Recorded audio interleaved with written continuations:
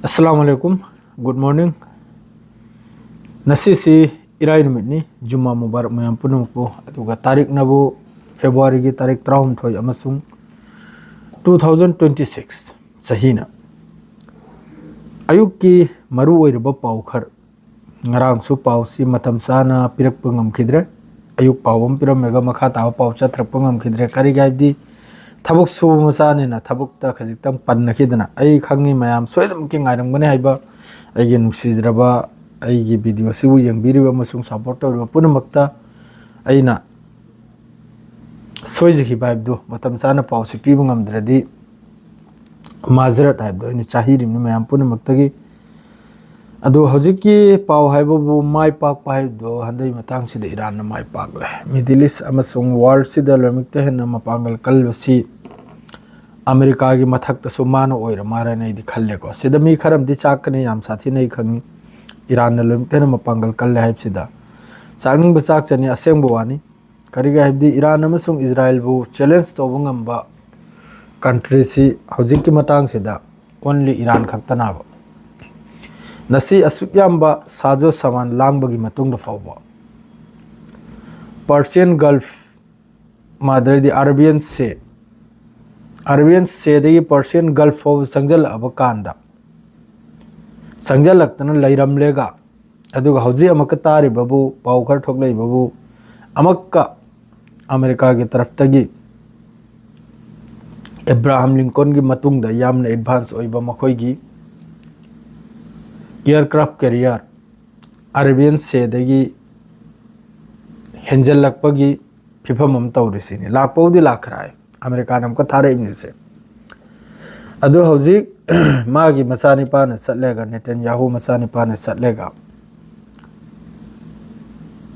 Donald Trump gi manakong da yamna henjalba sigi matang sida attack to hogani ni sigi matang sida ikhoi to hogani ni adu to gana Donald Trump na saf inkar to rakhre 19 February gi mamang da karigumba harkat ama tawgano Iran gi against da kariga di 19 February sida Gaza peace gi yamna sauraba New York ta meeting am phanggo dawri paisa khongba tawri Donald Trump si only for businessmen ni paisa gi mi ni mayam khongma sima paisa gi minima ma paisa asigi matang sida asigi mamang sida karigumba Iran gi mathakta strike si tawruba taragadi hojiki ma gi peace Gaza peace ki meeting sida yawruba Islamic country makai se ama faw la ro yabo ama faw donation si piroi doru ama faw invest tawroi doru yabo Gaza sida Donald Trump sina hojik tawningi sina bu masi tena phabami Islamic country mai sigi mamang chri lo tena phaba lo tena sufi mi se saningim na do hoji ki tanja sida Iran gi mathakta strike torupta radim adugi manungda ngarang nahal Hamas ki taraf tegi statement ama Abu Ubaidah gi statement am la ya ba karigumba Iran gi mathakta attack tobu taragadi aikhoi gi Muslim makai gi Islamic country makai gi mathakta attack tawrum na lawgan hepsi asigi wasi Arab ta lairiba asigi Middle East ta lairiba Islamic country punamaksina Hamas ki statement si yamna munna tayaba Abu Ubaidah gi statement si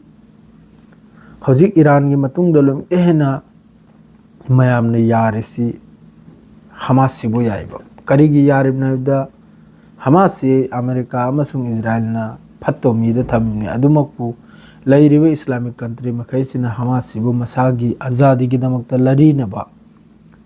ekhoi gi krantikari haibo khangedar India da yamna krantikari haimna ba desh gi damakta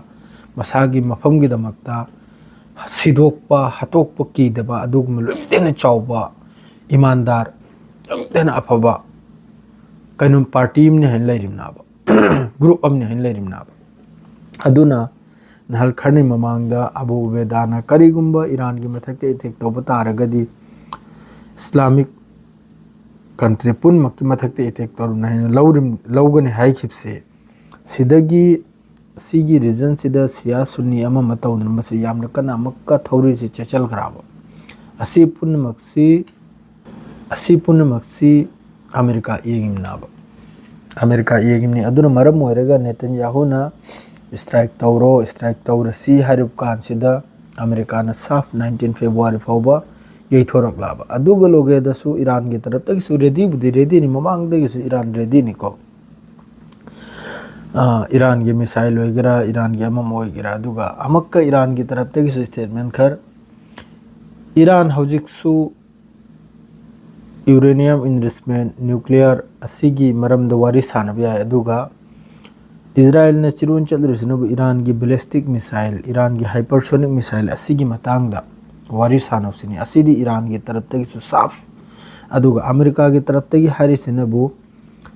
वारी the table the वारी Larry वारी the कुमथगिने सिनी strike की वासिरे लाक्तरिसिनी अदु हाइसिनरेगसु अमक Donald Trump नमाके aircraft carrier वगैरह jet fighter वगैरह अम वगैरह Bahrain वगैरह जॉर्डन वगैरह मागे अदुम डिप्लॉय तौबदु लेपताबो अदुपु माइ पाकपगुमने सेमना हाइबदा अदरैदि सोमदा अमक नापित हाइसिरा कनोम हाइसिरा मखोइगी ममांगैदा मई चुरम्बा मियम खक याम साथीना माननी पुनमक मई पुनमक चुरम्मेसे मासे मिसेननी खंगिब्राने मयाम खंगनमसु याय IAEA की director general DG Rafael Grossi हरसे मासी याम साथीना मासी ओक्तो मिवरमनी मासी आई वखल मासी एप्स्टीन फाइल दसु यारों मनाइन खल्ली मासी मिसे आई वखल माना ममांगैदने ईरान से न्यूक्लियर साखिदौरे अदु साखिदौरे चेक तौब चंगहंदे अदु तौब चंगहंदे यूरेनियम याम कने इन्वेस्टमेंट तौरे हाना मई से चुजलेगनी ईरान की न्यूक्लियर साइट पुनमक्ता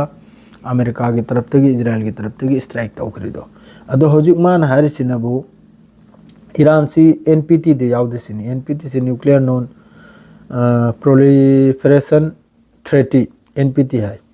असिदे यावदे अदुना has the right to enrich uranium enrich तौबसी ईरान की हक निसिनी मानम को मई चुजलिसे हौजिक खंगिब्राने अहाबदना हाइरी महाक्सी द इंटरनेशनल एटॉमिक एनर्जी की अखोगी DG निको डायरेक्टर जनरल निको महाक से हौजिक राफेल ग्रोसी से मासिने मई पुन हक्चोरी से मिडिल ईस्ट माना आइबु टेस्ट तौब चंगहंदे आइबु यंग चंगहंदे हौजिक नम काइरी ईरान की राइट ने आए यूरेनियम इन्वेस्टमेंट तौबसे असिदसु वा मैम थोलकना तुंगदा दर गजा की पाउसिदी इथोक थोलकते को इताउ मैम अदुना गजा की पाउसिदी बांग्लादेश की इलेक्शन की मतंग के अदुम पाउसी अदुम हाइदन लेखरे बांग्लादेश की दरे हाइरगे अखोय कान देदा मादरेदी पाउ खरमगा मचा मचा हौजिक की अखोय स्टेन फाइल सिदा अखोय इंडिया की सु ममिंग चतपा अनिहुम यावरे को अदुगा ते यूरोप लोमदरी देश मचा मचा मयाम अमा ममिंग तपलकपदा इस्तीफा मादरेदी रिजाइन तौथोकपु मयाम यावखरे अदुम पुया अखोय इंडिया की ममिंग यावरपा हाइदि यामना कन्ना हौजिकी गवर्नमेंट है कंदन पूरी को अदुगिसु मथंगी पाउद सेकेंड पाउद अदुगी मतंग द वाहिरके हौजिकी देसीने ईरान न माइ पाक पाइबदुनी हजि फाउब लान के दमक पूरा शांतिनी अदुगा अरांग नहल बाल हाइना ईरान की मखोइगी 47 सुबा यूनिवर्सिटी दा मई थाखिबदो अदुगी मतंग द यामना कन्ना